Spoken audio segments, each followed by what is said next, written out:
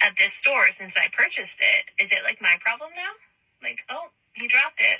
That's unfortunate. I'm only responding because you asked. Okay, I need to know what you would do in this situation. So I think the reason you got so much negativity from so many people when you posted this video is not just your attitude, but your perspective. And what I mean by that is that you're only seeing it from your perspective and maybe from your child's perspective. But let's set the scene, okay? So you said you were at Joann's. It was a crazy busy day. You had your 4 kids with you. The line was long. The aisles were narrow. It was really busy and chaotic, right? And then your 3-year-old, and of course there's no blame on the 3-year-old, these things happen, took one of those, M&M candy canes and pulled the lid too hard and spilled, 75% of the M&Ms, Believe me, I'm a mom, these things happen, I get it.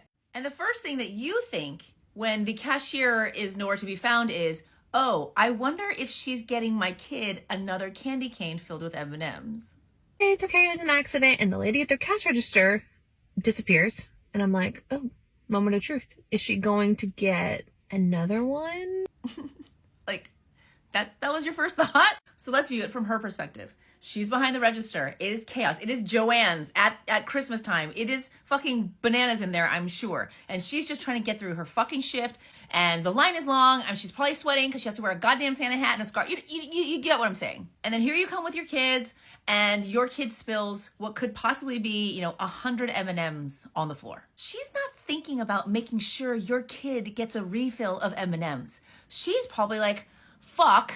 Now, not only do I have to deal with all of this, holiday craziness, I have to now worry about 100 M&Ms spilled on the floor that people could possibly slip and fall and hurt themselves on, or, at the very least, squish up, and now we have chocolate all over the fucking place. Not to mention, now that I have to stop everything and go deal with this and clean this up, the line is going to continue to get longer and more backed up, because, I'm not there to check people out. And here you are standing there again, and you said, you weren't expecting, just hoping that she would give you a free one. But then you offered and say, oh, I can pay for another one. Can I just, pay for it now and then I'll go get it, because the line is long or whatever. And she says, sure.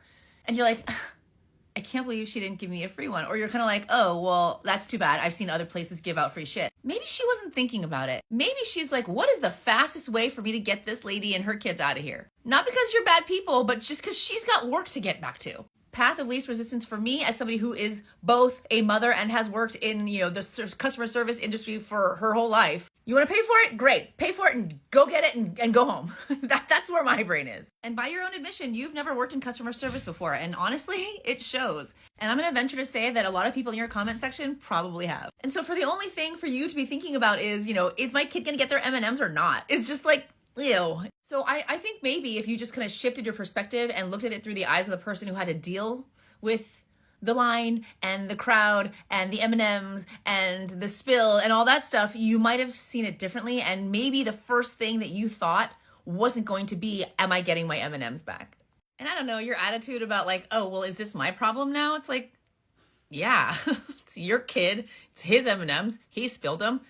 It's your problem. And sure, stores will have, different policies on what they can do and what they'll replace. But there's also something to say about you being like, you know what? Sorry, kid. You can have these 25 M&Ms on the way home and then we'll eat dinner when we get there. That's okay too. So you asked.